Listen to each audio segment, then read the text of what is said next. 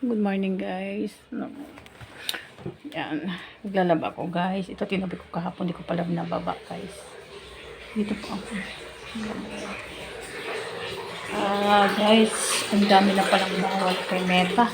Bagal ng aking TV ko guys. Mas malakas pa yung aking kwan dyan. No? Ihi. Sobrang init kasi dito guys. Dito.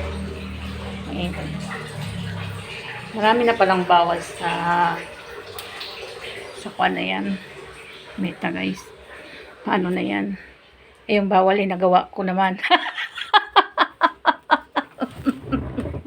Guys, yung bawal nagawa naman na kwan ko guys.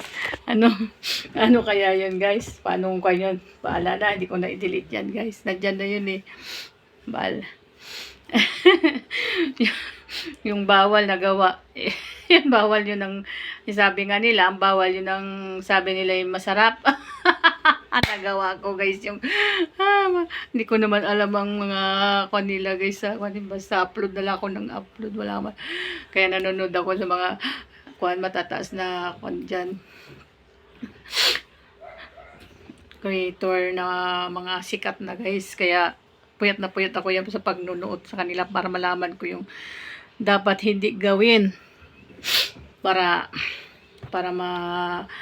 makuan ka, matuto ka pa. Kasi wala naman ako alam sa cellphone guys eh. Yan lang, upload na ako na. Pati sa cellphone guys, pagkakuan hindi ko alam. Nakiyakuan mo yun i-update mo yan, hindi ko alam ganun. Hindi, nag-cellphone pa ako. Ang alam ko lang guys, yung talagang dipindot lang. Yung touchscreen, hindi ko naman alam. Mga anak ko nagkukuhan dyan. Matutunan ko rin yan guys. Pag-aralan ko yung pagkuhan ng cellphone para malaman ko. Kaya marami nang bawal si Mama Mets. Mama Mets, marami nang bawal. Yan. Hindi na ulitin. Sorry. Kaya kayo guys, makinig kayo sa mga matataas na creator. Tama sila. Kaya ako makinig ako guys na yun. Kaya manood ako ng manood para malaman ko pa kung ano yung dapat gawin at hindi dapat gawin sa ating pag-upload sa video. Dapat alagaan natin guys. Kahit naman wala nanonood. Basta at hindi naman magtaka guys. Ay, meron din manonood yan guys. Mayroon manonood yan. #B Happy Marimar. Be happy Marimar. Andito ako guys sa unang kong amo. Naglalaba ako. Pagkatapos ko po dito, doon po ako sa kabila, maglalaba din guys. Dito kasi guys, bahay po ito hanggang 3rd floor. Ako po yung naglilinis. Pero pag bukas guys, wala akong pasok. Rest day off ko guys. Sa bahay ko naman maglalaba. Doon po ang trabaho ko sa bahay. Minsan na guys, pag hindi na ulan, nagsisimba ako, nag-church. Punta kami sa church ni Tita Mami. Ayun guys. Ayun, yun ang buhay ko. Tapos, nakakabakasyon ko lang sa probinsya 3 days guys.